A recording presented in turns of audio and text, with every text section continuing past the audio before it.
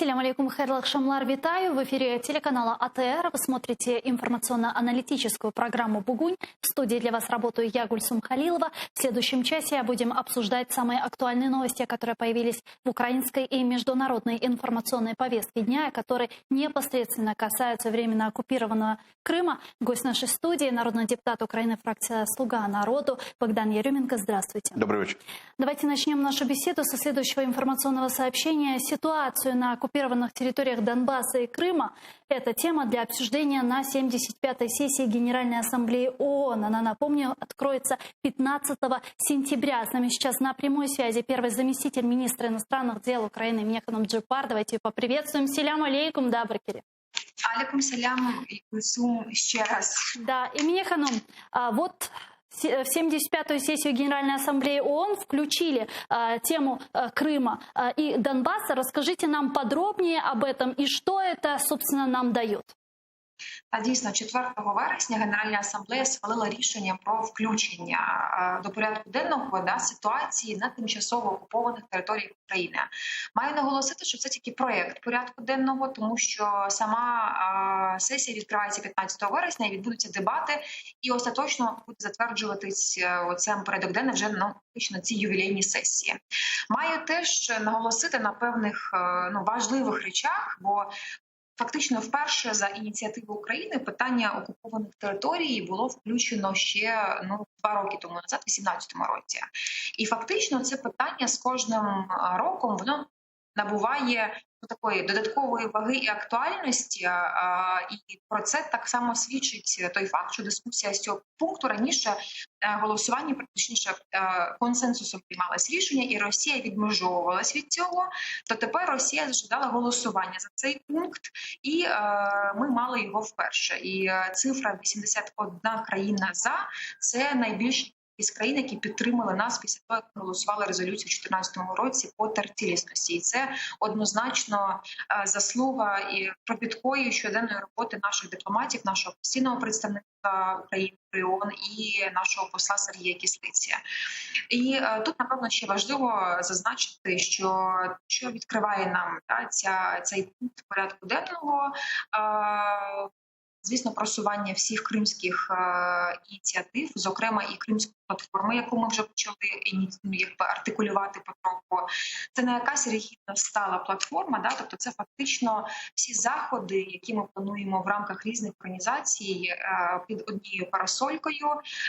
Це нові заходи, які ми ініціюємо, і саміт, який, я сподіваюся, президент скличе, Кримський саміт, який попередньо заплановано на лютий місяць, і безпекова конференція за участі НАТО, яка планується на листопад, але знову ж таки всі дати, вони зараз попередні, адже невідомо, як дозволить ці заходи проводити. І всі інші резолюції, зокрема і в рамках ООН, це 2 резолюції по правах людини і по мілітаризації, які ми будемо оновлені подавати наступного року. Механом, я убеждена, что украинская дипломатия отработает хорошо, и мы услышим очень важные, очень правильные и нужные тезисы. Но как это повлияет на Российскую Федерацию, на ее бесчинство на территории временно оккупированного Крыма, не только если она с нигилизмом относится к международному праву? Гульсум, я, как и вы, разделяю ваше ожидание быстрее найти ответы на эти сложные вопросы. Я так же, как и вы, хочу вернуться в Крым, и чем раньше это произойдет, тем лучше. Однако в некоторых вопросах не бывает таких быстрых ответов, и по поднятию волшебной палочки ситуация не решится, потому что мы должны понимать, во всех процессах, связанных с Крымом, есть одна стена под названием Российская Федерация. Позиция РФ нам известна, которую они 6 лет артикулируют на всех возможных уровнях. Крым наш, на этом точка. Продвигать наш порядок денный, нашу инициативу однозначно нужно, потому что если мы думаем о будущем, где Крым будет деоккупирован, без вот этого всего, без этих ритуалов, без этих резолюций, как мне кажется, мы к этой точке деоккупации не придем.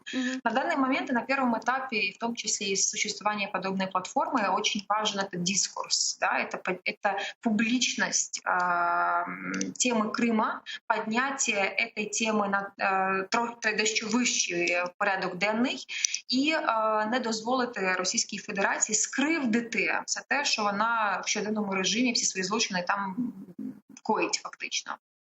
Дуже дякую. Чоксагул Джапар, первый заместитель министра иностранных дел Украины, была с нами на прямой связи. Сагулмс.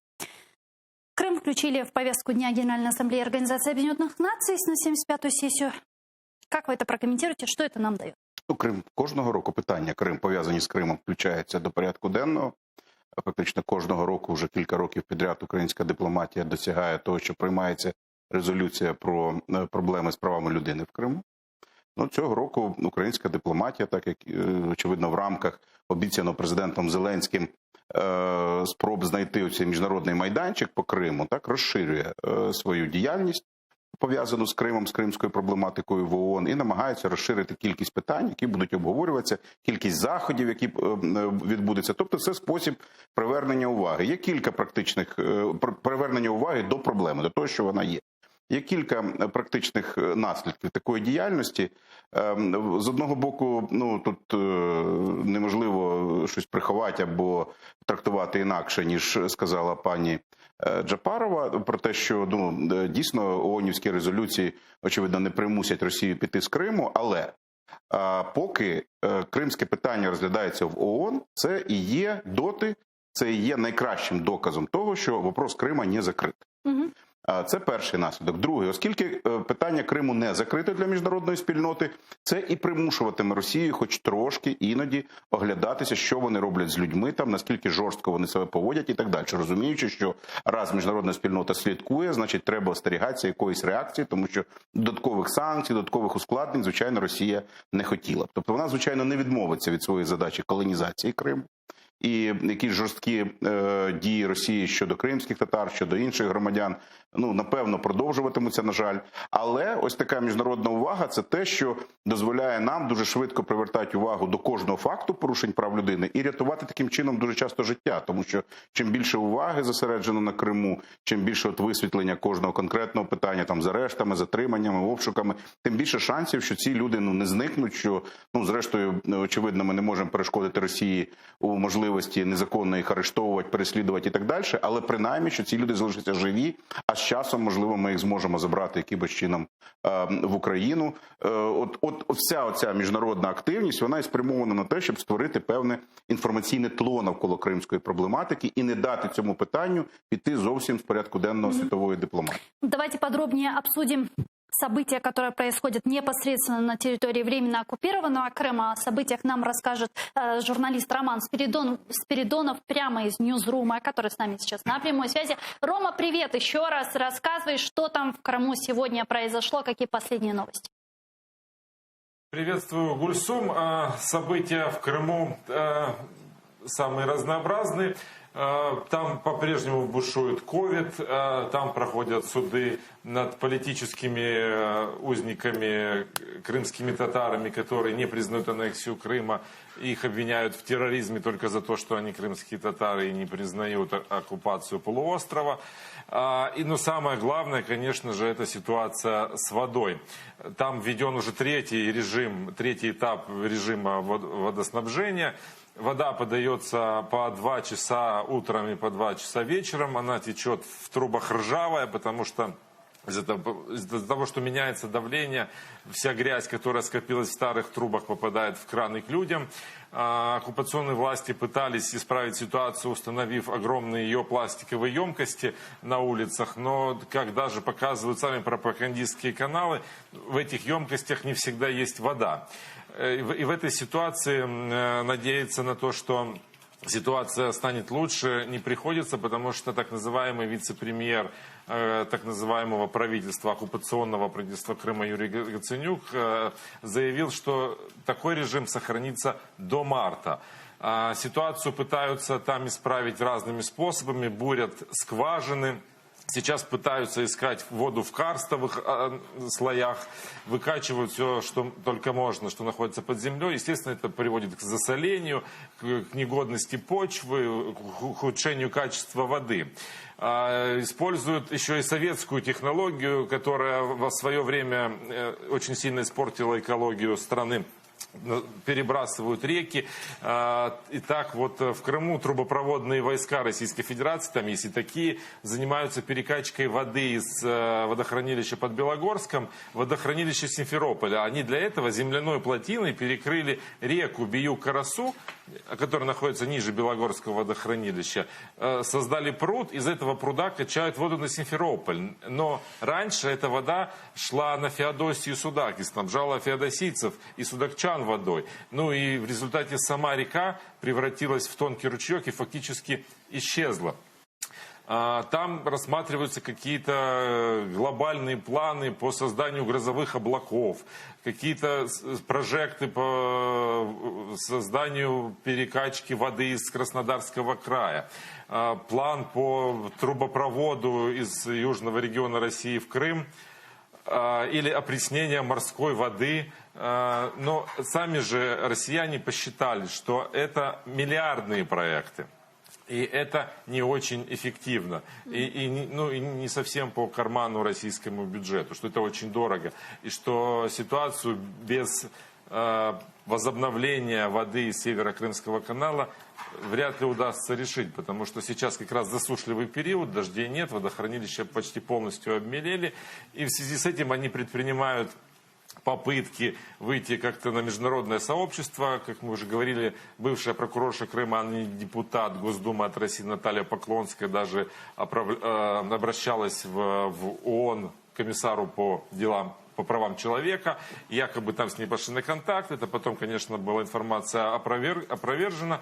Единственное, что заявили в комиссариате ООН по правам человека, о том, что все-таки ответственность за водоснабжение крымчан несет, как и Россия, вернее, Россия в первую очередь, как страна-оккупант, которая должна обеспечивать людей, которые находятся на захваченной территории, ну и Украина, которая по международному законодательству в случае экстренной ситуации должна тоже обеспечивать граждан, живущих на своей земле. Но пока пока удается лишь заниматься пропагандой и призывать крымчан экономить воду. При этом предлагая рецепты, которые выглядят даже очень комично. Так в эфире своих телеканалов они рассказывают, что нужно включать на полную мощность стиральные машинки, нужно починить краны, которые капают, это сэкономит. Там они даже посчитали количество литров воды, которые можно будет сэкономить. Самый смешной рецепт, на мой взгляд, предложила так называемая глава администрации Симферополя Елена Проценко, которая рассказала, что для того, чтобы экономить воду, нужно ходить на работу и не готовить дома. И привела свой пример, что она в 6 утра встает, принимает душ, уходит на работу, приходит поздно вечером, ложится спать и работает по выходным. Ну, вот в такой ситуации оказались сейчас крымчане. Рома, и еще вот что я хотела тебя спросить. Насколько мне известно, сегодня наша съемочная группа побывала у экс-политического заключенного Владимира Балуха, которого накануне избили. Что удалось узнать нам о состоянии его здоровья? Очень коротко, если можно. Ну, сразу хочу сказать, что это немного странная ситуация. Да, нам удалось узнать, что состояние Владимира Балуха стабильно тяжелое. Он на искусственной вентиляции легких и без сознания. У него черепно-мозговая травма, перелом ключицы и руки. Но информация эта исходит не от врачей, а от активистов и от народного депутата Ирины Геращенко. Она это комментирует у себя на странице Facebook, фактически отказываясь от интервью с журналистами. Сегодня наша съемочная группа действительно приехала в больницу. И, как нам было известно, там находился и главврач, и Ирина Геращенко. Но получить их комментарии нам не удалось. Наша группа там съемочная была не одна, там был еще и 5-й канал. Но, тем не менее, к журналистам они не вышли. Даже была такая ситуация, когда вышел врач и сказал, что если наши журналисты не покинут территорию больницы, то они вызовут полицию. Поэтому почему до сих пор нет официального комментария о состоянии здоровья Владимира Балуха, нам не очень понятно. Известно, что полиция расследует, возбудила уголовное дело, расследует эту ситуацию. Известно, по словам даже Евгения Панова, который устно нашему журналисту вкратце рассказал, как могло это все произойти вечером, когда 7 числа Владимир Балух вместе с побратимами отмечали свою годовщину освобождения в гидропарке. Вот по его словам, Владимир Балух ушел поздно вечером из этой компании, ничего не предвещало беды.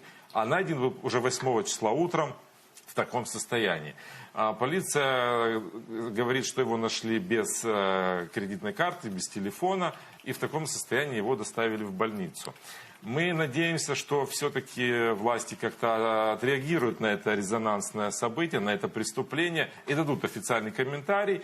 На это надеются и активисты, которые завтра собираются в 10 утра к зданию Министерства внутренних дел. Они призывают всех неравнодушных к судьбе Владимира Балуха, к его здоровью, к его судьбе, прийти к Министерству внутренних дел и потребовать тщательного и быстрого расследования, чтобы те, кто виноват в избиении Владимира Балуха, были наказаны. Гульсум. Спасибо. Это был Роман Спиридонов, журналист, с нами прямо из Ньюзрума и рассказал самые последние новости, которые появились в информационной повестке. Богдан, что думаете относительно избиения Владимира Балуха? Видите ли вы в этом какой-то политический подтекст? Ну, перш за все, мені дуже шкода, і немає нічого хорошого, коли з людиною поводяться таким чином, коли хтось страждає, коли відбуваються напади. Хто б це не був, тим більше Володимир Балух, людина, яка, звичайно, заслуговує на більше уваги і на кращу долю. Мені шкода, що це відбулося, але відповіді всі, які очікуються, може дати тільки слідство. Ретельне слідство і швидке слідство, як сьогодні було з Ньюзрума заявлено, це не завжди одне й те саме. Воно іноді заважає одному самому, але, звичайно, поліція повинна дати відповіді максимально, які можна знайти, що сталося, хто винен, затримати і, звичайно, пізніше правосуддя повинно покарати тих, хто вчинив напад, на кого б це не був вчинений, але і на це, відповідно, теж. Мене трошки дивує, на яких підставах. Я розумію, чому там головний лікар чи лікар відмовляється обговорювати діагнози і стан своїх клієнтів з журналістами, але для мене абсолютно незрозуміло, чому тоді це обговорюється з народними депутатами. Ось це вже політика. І це дуже негарно. Це, в принципі, ця гра на стражданнях чиїхось політична, вона не робить честь. И про воду еще нам рассказывал наш журналист Роман. Действительно, на территории временно оккупированного Крыма сейчас очень сложная складывается ситуация с наполняемостью водохранилищ. Засуха в Крыму. Как вы думаете, на что сегодня может пойти Кремль, на что может пойти Путин ради восстановления водоснабжения и решения вообще вопроса воды в Криму? Вони зараз активно думають, що вони можуть собі дозволити, що зробити. В зв'язку з цим пов'язані, скажімо, і спекуляції, і вкидування в інформаційний простір України і тем можливого наступу з Криму, скажімо, в сторону Дніпра, так, для захоплення, саме ми розуміємо, каналу, який постачає воду. І саме з цим пов'язане, я так думаю, підкидування у вищі ешелони української влади цієї теми через, очевидно, агентів впливу, через якісь інформаційні операції. Ця тема мусується час від часу, спливають то один, то інший посадовець в Україні висловлюється на тему, яка, в принципі, обговорена і цілком зрозуміла. Ніхто не відмовляється від того, що Україна несе відповідальність за свою територію, і Крим є українською територією, і, звичайно, ми готові вирішити це питання, щойно Крим повернеться під українську юрисдикцію. На момент окупації ми зобов'язані вести переговори з Російською Федерацією з питань прав людини на окупованих територіях. Ми, звичайно, готові до цього діалогу, але, на жаль, до цього діалогу не готова Росія.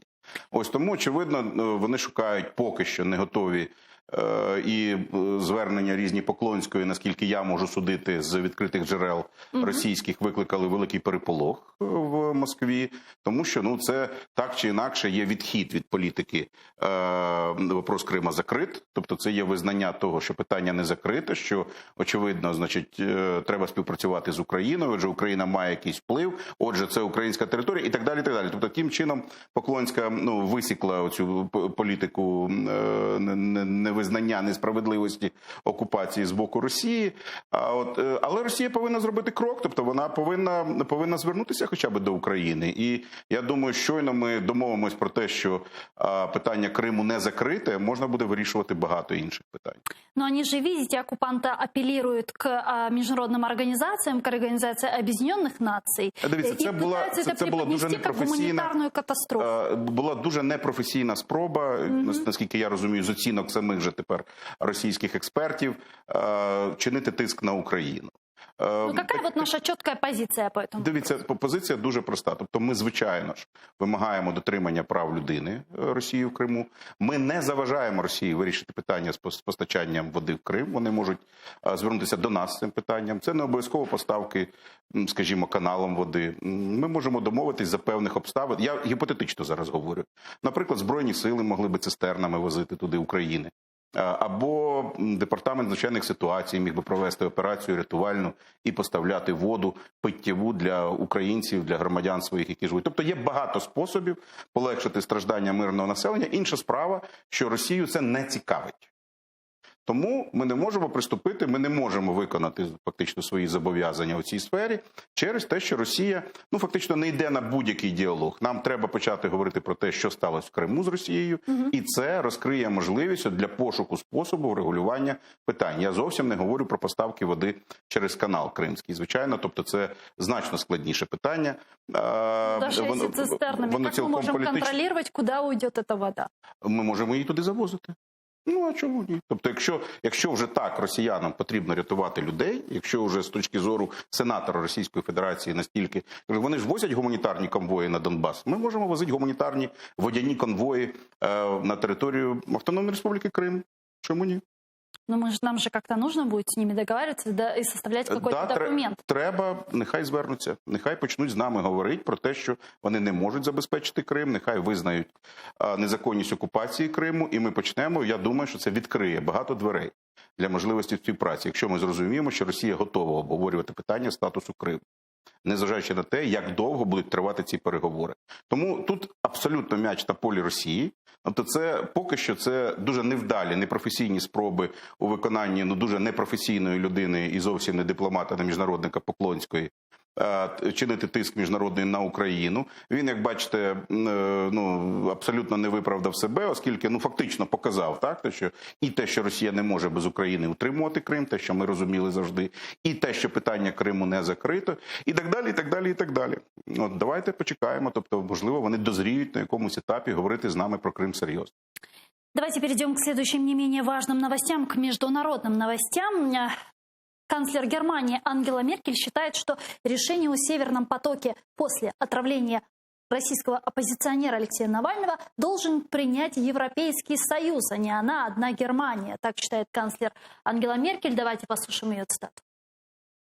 Однак слід також уважно прислухатися до того, що говорять партнери з ЄС. Необхідна тісна координація. Наступний крок за Росією. Тоді ЄС повинен прийняти спільне рішення. А вот позиция Польши более категорична. Отравление Навального и события в Беларуси там считают последним тревожным сигналом, после которого Германия должна остановить строительство Северного потока-2. Об этом заявил премьер-министр Польши Матеуш Моровецкий в интервью Bloomberg. Давайте послушаем его прямую речь. Олексій Навальний – дуже сумний приклад того, як Росія поводиться зі своїми громадянами та лідерами опозиції. Це має бути не тільки суворо засуджено, повинні бути санкції. Чуючи, що говорять лідери у Німеччині, наприклад, Аннегрет Крамп-Каренбауер, Армін Лашет чи Фрідріх Мерц, я думаю, що люди, які приймають рішення, змінять свої рішення. Отравление Навального страны G7 также призвали Россию срочно пояснить, кто ответственный за отравление оппозиционера, и проследить, чтобы ответственные ответили за это преступление. А вот Франция вовсе решила отложить с Россией переговоры о сотрудничестве в сфере безопасности. В Москву на переговоры они планировали прилететь 17 сентября. Как вы считаете, может ли Германия поступиться своими экономическими выгодами ради гуманитарных ценностей в связи с отравлением Алексея Навального? Дивіться, ну там же ж ситуація значно складніша, ніж ми говоримо Німеччина, але газопровод будував не федеральний уряд. Федеральний уряд причетний лише до видачі певних дозволів, але газопровід будувався приватними корпораціями. І на сьогодні вже це будівництво вже припинене. Припинено не через рішення уряду Німеччини, який зробив усе можливе. Рішення Європейського Союзу всі були. Про те, що цей, фактично не просто цей газопровод. Тобто були рішення, які говорили про, скажімо, є в Європейському Союзі існують рішення, які говорять про недоцільність будівництва газопроводів, багатьох газопроводів від одного постачальника. Таким чином, тобто це політика уникнення залежності від одного джерела постачання. А Німеччина зробила все можливе, щоб цей газопровід, уряд, чим він займався, не підпадав під дію цих обмежень.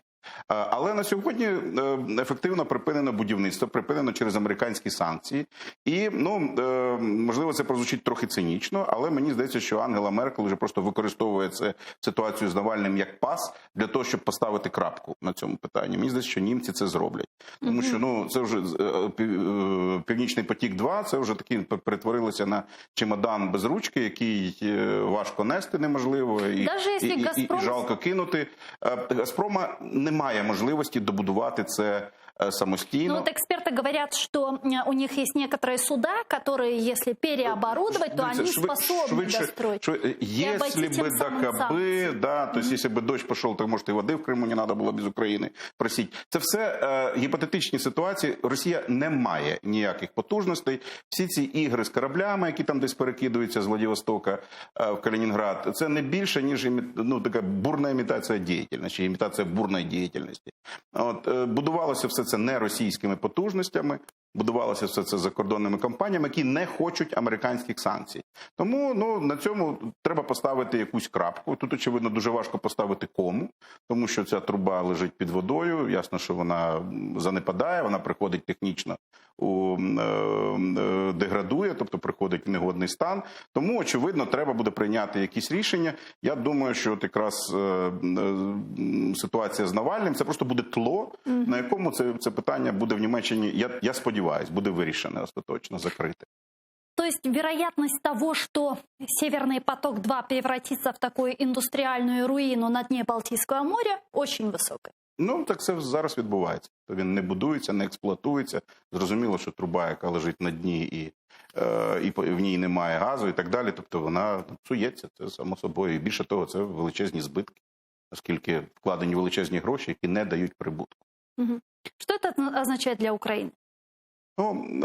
Для нас це трошки послаблює тиск на нас, пов'язаний з можливістю обходу нашої території для транзиту газу в Європу. Я б не дуже радів би з цього приводу. Фактично, ми вирішили в минулому році на тлі розгортання оцих проблем з добудовою Північного потоку-2, росіяни пішли на угоду з Україною про транзит свого газу через нашу територію, пішли навіть на те, що у нас тепер в договірному порядку закріплений принцип «качай або плати». Тобто навіть якщо росіяни не будуть качати транзитом газ через українську газотранспортну систему, вони будуть платити. Фактично будуть надавати той обсяг газу, який потрібен був би для прокачки якихось інших обсягів. Тому ми, в принципі, на сьогодні питання для себе закрили. Ми маємо якийсь прибуток від транспортування російського газу. Ми бачимо, що в обхід території України можливості транспортувати не зростають у Росії. Отже, це дещо покращує перспективну ситуацію з транзитом російського газу. Але, враховуючи стан відносин з Росією, її агресивність, те, що, в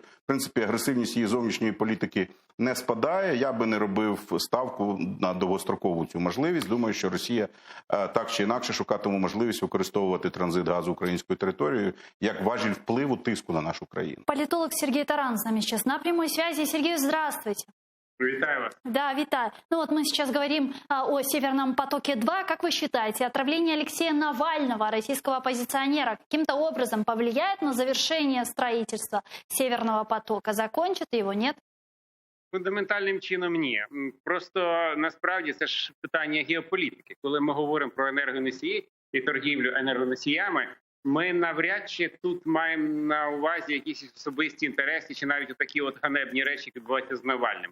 Насамперед держави думають про свої національні інтереси. І саме тому Північний поток-2 дуже серйозно блокувався Сполученими Штатами, які вбачали загрозу своїм національним інтересам те, що Росія буде постачати газ в Європу.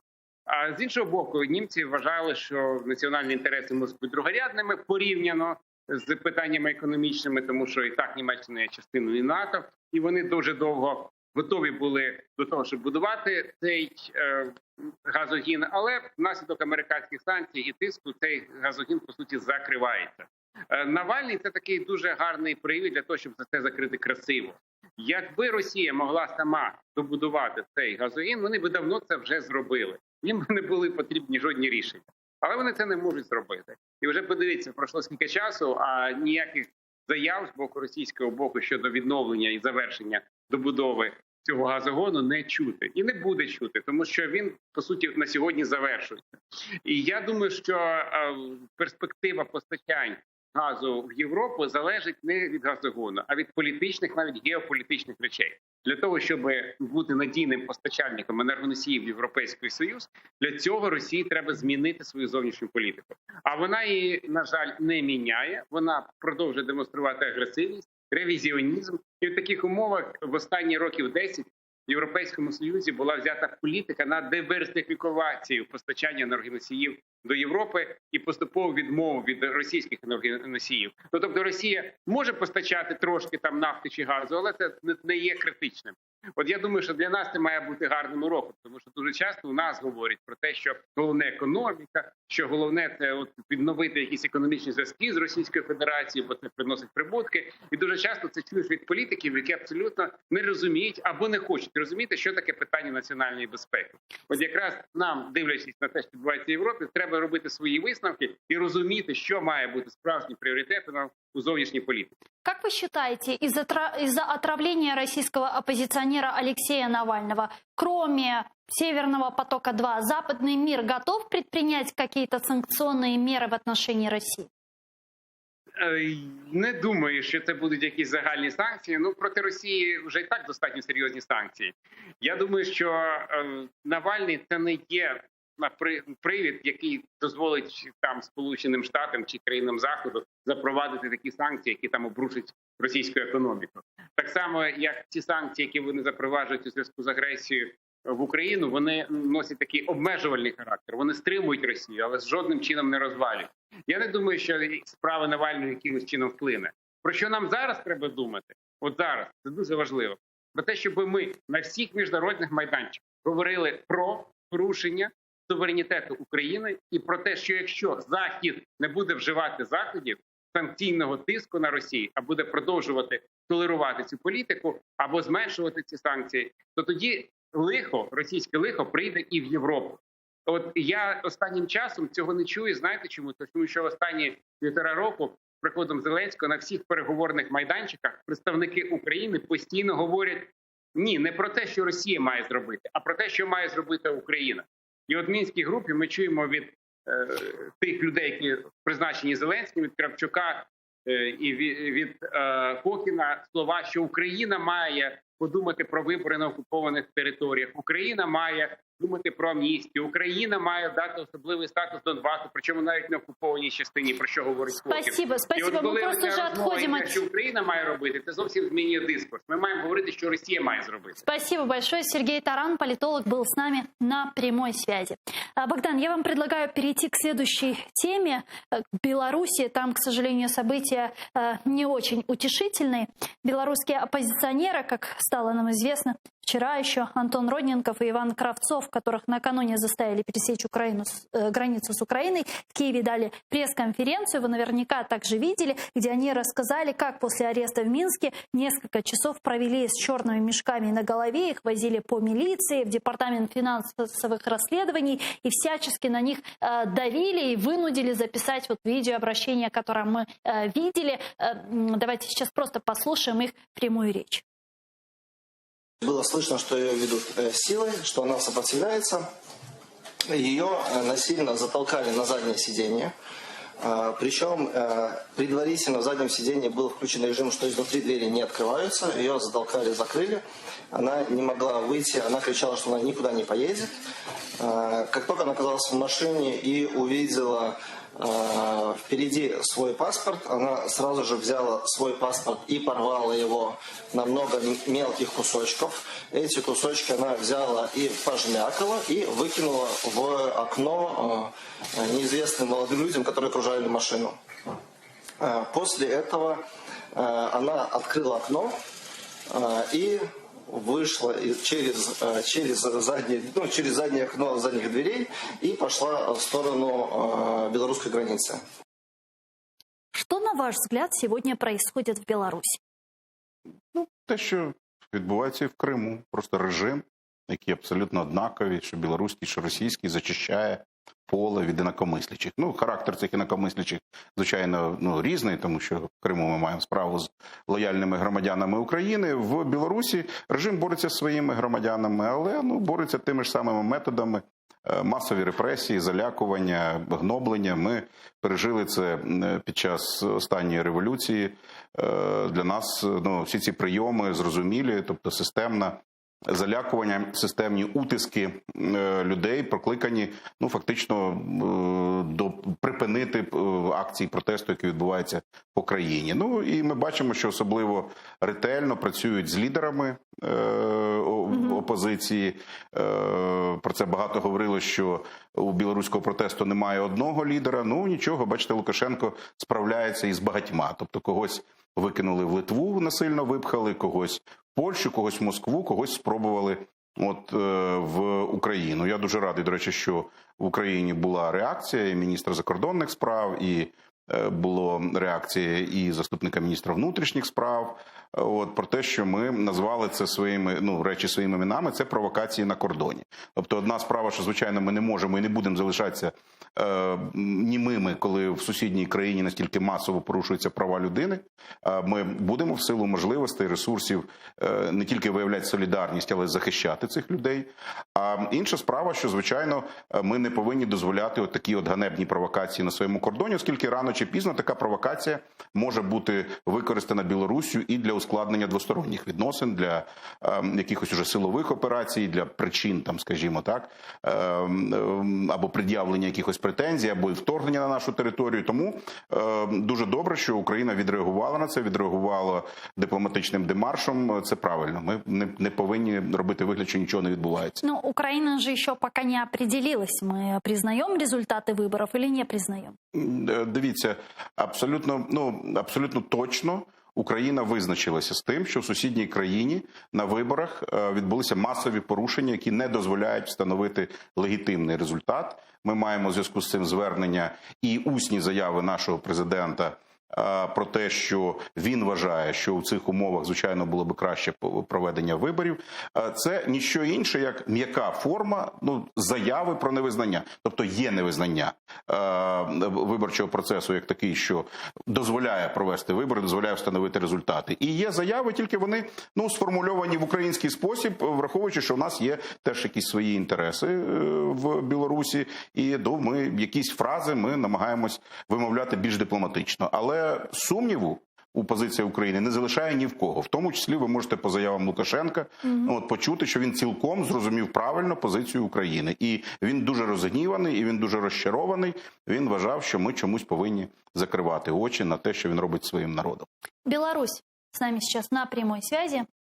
Олена Живоглот, активістка товариства «Чесні люди» з нами зараз на прямому зв'язку. Вітаю вас, пані Олено. Добрый день. Расскажите последние новости, что у вас там сейчас происходит. Нам стало известно, что сейчас Колесниковой шьют статью «Госизмена». Расскажите подробнее. Все так. Честно говоря, о том, что шьют Колесниковой, мы тоже узнаем из новостей. То есть нет никакой прямой связи с нами сейчас, нам не сообщают в прямом порядке. Поэтому, в принципе, мы наблюдаем точно так же из медиа, какая информация вываливается. Важный момент. Я не сотрудник штаба Бабарика, либо партии, либо Координационного совета. Я представляю не политическую организацию «Честные люди». Это сообщество волонтерское, которое имело перед собой задачу обеспечить прозрачность подсчета выборов, подготовить независимых наблюдателей, Собственно, перед выборами мы выехали в Украину для того, чтобы подготовить отчет о фальсификациях. Мы его успешно подготовили, опубликовали. Ну и сейчас возвращаться, не сейчас, а ранее, да, через 5 дней после выборов мы поняли, что уже небезопасно, наверное, так. Вот. А где Марк Захаров? Сегодня стало известно, что он перестал выходить на связь. Есть какая-то информация? К сожалению, у меня лично нет, и последние 2 часа не обновляла статус. Возможно, она появилась, но не могу прокомментировать. Как бы вы вообще в целом прокомментировали ситуацию сегодня в Беларуси? Уже почти скоро будет месяц, как люди традиционно каждое воскресенье не только выходят на протестные акции. Чего вы ждете, чего требуете? Только по поводу последней ремарки. Максим Знак, возможно, вы хотели упомянуть про Максима Знака, но не уверена, да? Правильно записали фамилию? Да, извините. Да, о Максиме Знаке. О Максиме Знаке на текущий момент тоже информации нет. Максим Знак, представитель Координационного совета.